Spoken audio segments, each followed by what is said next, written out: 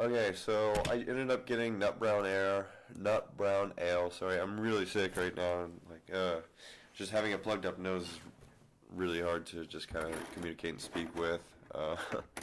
Yeah, so I ended up getting nut brown ale from Northern Brewer, and so far the brewing experience, it's about my third brew. I don't know how good it's gonna be.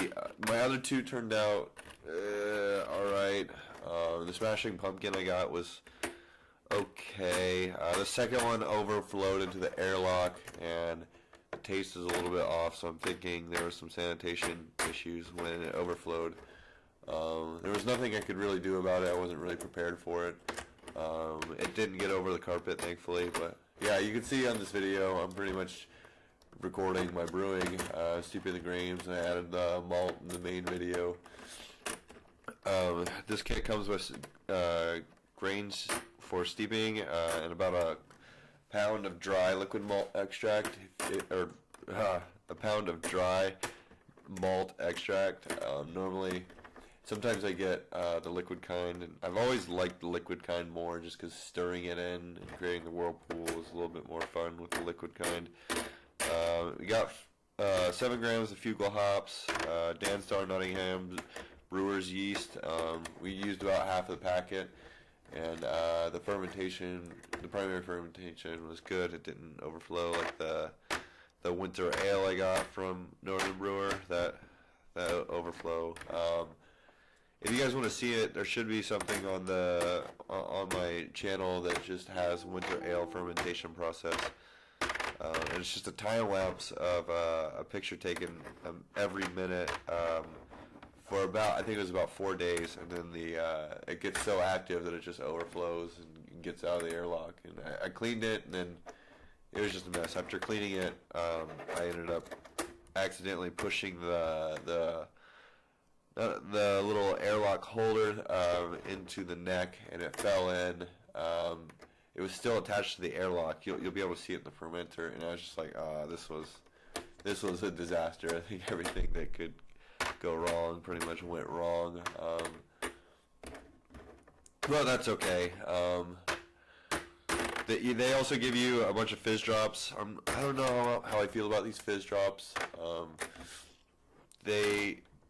For the Smashing Pumpkin, it wasn't consistent. There were some that were more carbonated than others. There were some that were still flat.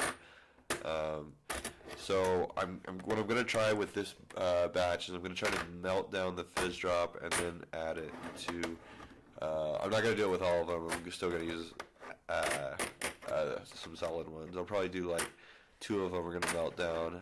But it's just been so inconsistent, and I just wonder if it's an issue for the fizz drop to have to dissolve first before the suspended yeast cells can really consume it and give off CO2. Yeah, I love the fizz drops. A friend of mine has conditioning priming sugar, and the way he's doing it actually seems a lot easier than adding a fizz drop to one bottle at a time. It's a 5-gallon batch in his, and you just add the conditioning and priming sugar to some water, I believe, and then heat it up, stir it, and then add it to I guess it would be post-fermented wort. Yeah, it's pretty much uncarbonated beer. And then you bottle it after that. So there's no like individual adding of fizz drops. There's also just a little bit more fun. You get to do a mixture. Anyway, on this screen, we give it a nice hour-long boil. Already steeped the grains. Added the malt extract. And you can see me stirring occasionally on it.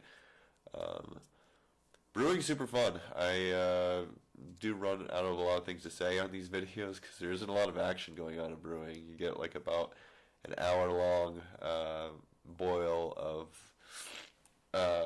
just liquid, and then after that you just cool it down. So there isn't even a lot of hands-on activity. I'll just try to commentate on what I can. This stuff is all fermenting. Oh, also, by the way, I was going to the store to get ice, and then I was going to give it an ice bath to get it cooled down. You can see me taking the temperature right there. Um, but when it snowed outside, and I was like, oh, I'm just going to grab snow. I don't want to get ice because I have to go to the store. I don't want to go to the store. So I filled up my sink with snow. That I would not recommend doing that. It's very possible that I could have infected the batch by doing that. Especially at this stage. This is the stage where it becomes most vulnerable because you get lower temperatures where bacteria can thrive. When you're boiling, it's not so much. It's not really as much about sanitation at that point because a lot of bacteria can't really survive in boiling water. That's it. Usually you'll boil water if you find it, and then that'll like clean it. It won't get rid of hard metals, but when you're brewing, you shouldn't have to worry about hard metals. So yeah, you can see me packing in the snow, and I tried to speed it up as much as I could. You can see the snow actually melting. It's kind of interesting. I really like this. I hope this turns out really good. I am going to transfer it to a second fermentator. I use glass jugs, and here's a little time lapse of the primary fermentation that just popped up in the top left. The first time I brewed beer, actually I did it the second time too. I didn't use a secondary fermenter, and a lot of it just yeast sugar byproduct after the fermentation was actually still in my beer. There's things you can add for clarity. I did not do that, and I'm almost 100% on either one of the batches. Probably it was probably my first one. The second one likely there was a sanitation issue, but the first one likely just had really off flavors because of the byproduct at the bottom. I did some Googling, and they said trying to filter that out as best you can is a really good idea, just because when it's in there, you can drink it, but it will affect the flavor. And initially I was thinking that it wouldn't affect the flavor really at all, which is wrong. So yeah, hopefully you guys can just, if you guys are interested in brewing and just watching the process, this is pretty much the process right here. Obviously bottling is omitted, but bottling, actually using the auto siphon to bring it from the kettle all the way into the fermenter is omitted because my camera froze when I was doing that, unfortunately. I was very disappointed. My camera, I have a little Canon T5i I bought refurbished from Canon. Hopefully this doesn't happen all the time, but I was recording the whole time, and I was like, hey, the image sensor actually kind of feels hot. So, I mean, I wasn't touching the image sensor, but the camera just felt hot, like it overheated. So I'll keep that in mind when I record future videos. But yeah, more fermentation. It's still fermenting right now. I'm about to transfer it over. It's been about a week. I'm about to transfer it over to a secondary fermenter and leave it in probably until it's been about 10 days. So I'll probably leave it in about 6 days just to leave a lot of that just crap. But yeah, if any of you guys are interested in brewing, want me to follow you on your channel, definitely send me a message. Also, if any of you guys play PC games or like gaming in general, just send me a comment on YouTube. I'm pretty much just a bored college guy, and I only have 4 classes left until I get 2 degrees, and after that I'm going to study for the Certified Public Accountant exam.